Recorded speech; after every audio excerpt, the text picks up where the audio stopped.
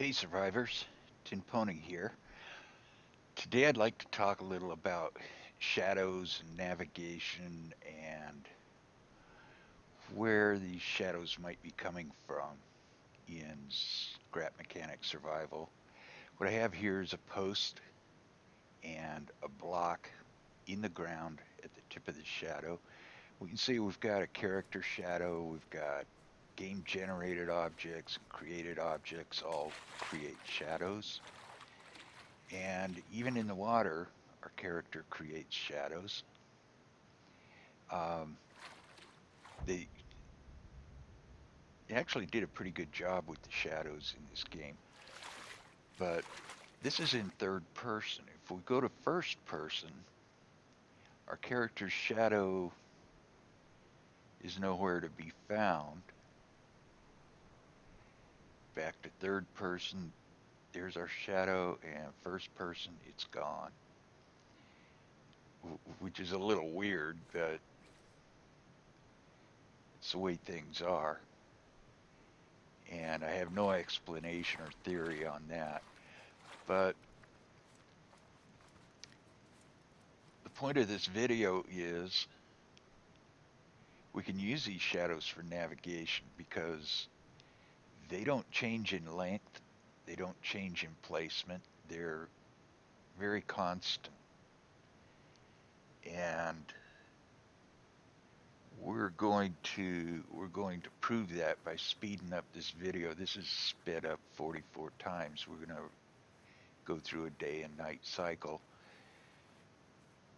We'll stop during the night to take a look at some of the oddities.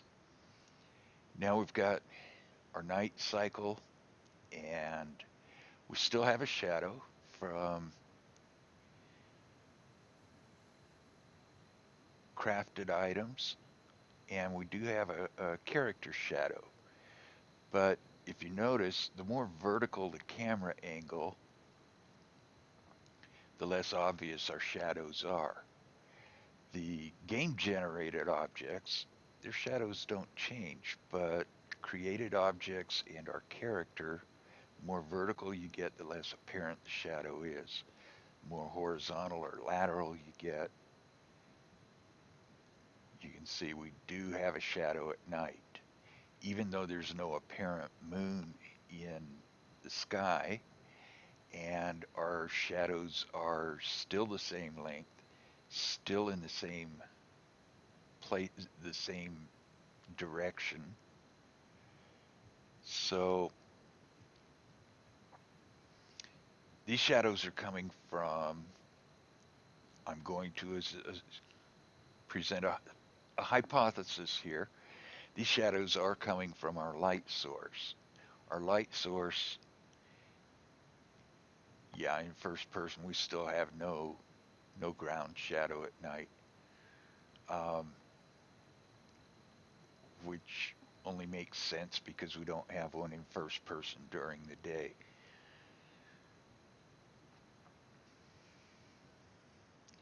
Now, the shadow can be used as an indicator for, as opposed to a compass in the game, to help us find out what direction we're going and what direction to go to get back where we started.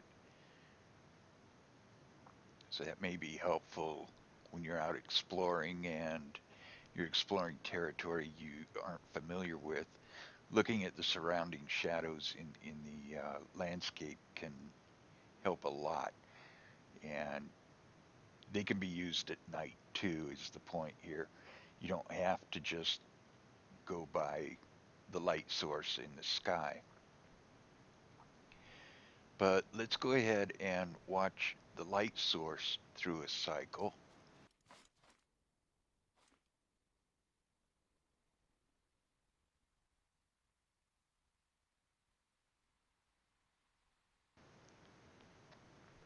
And it holds true. It verifies our theory that shadows won't change. And there is a way this could happen on a planet that's in orbit around its light source.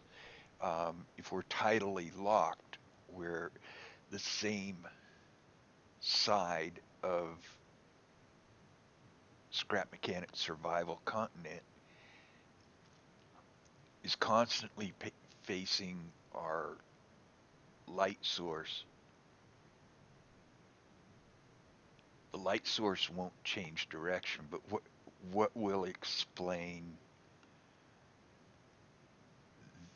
the increase and decrease in light intensity? It doesn't. Our light source doesn't blink off. It's not eclipsed by a big solid object like you know solar eclipse. So we can start drawing our theories here. If you notice, our light source gets more and more diffuse until it gets to the point where we can't see it. We know it's still there because we're still getting light from it. We know we're getting light from it because our shadows haven't changed length or position.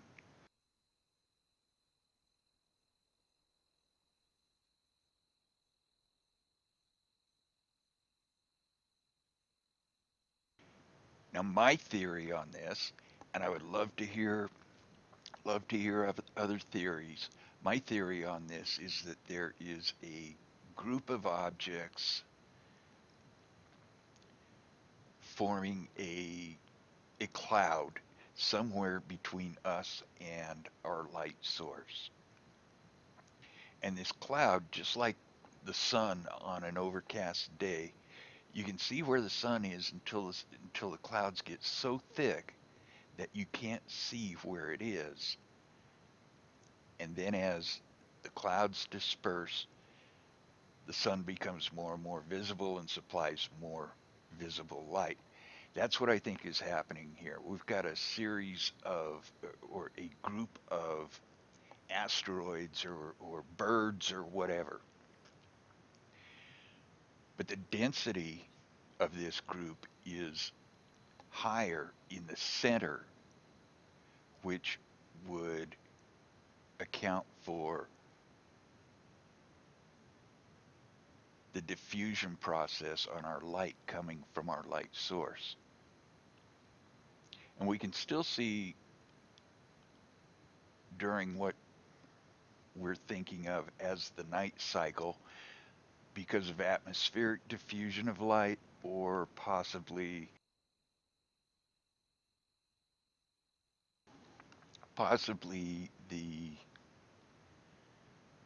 the double slit experiment where light actually bends when it's going between two solid objects.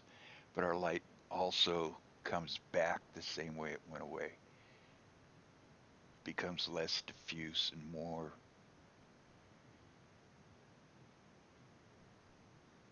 apparent, more intense, to the point where we have again a day cycle, but it hasn't moved its position at all. So if there's any orbiting going on here, it could be that we're not orbiting at all around our light source, but there is something between us and the light source that is orbiting or occurs in a cycle.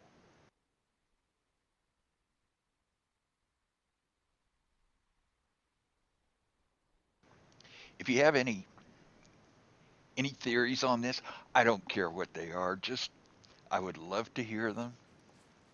If there's some other explanation for this, go ahead and go ahead and present it.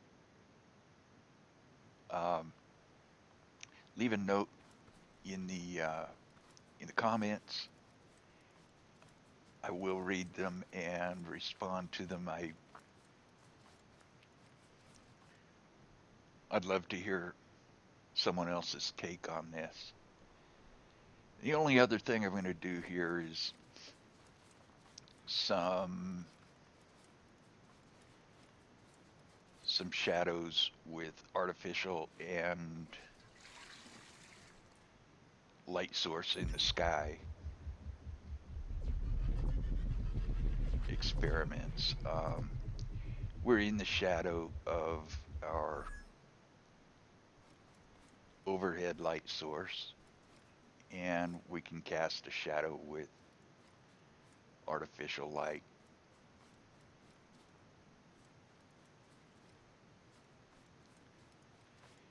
And we can cast a shadow in our overhead light source.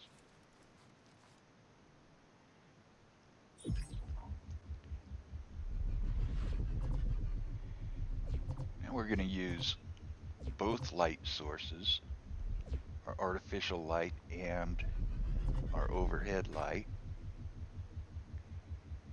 and see what happens here.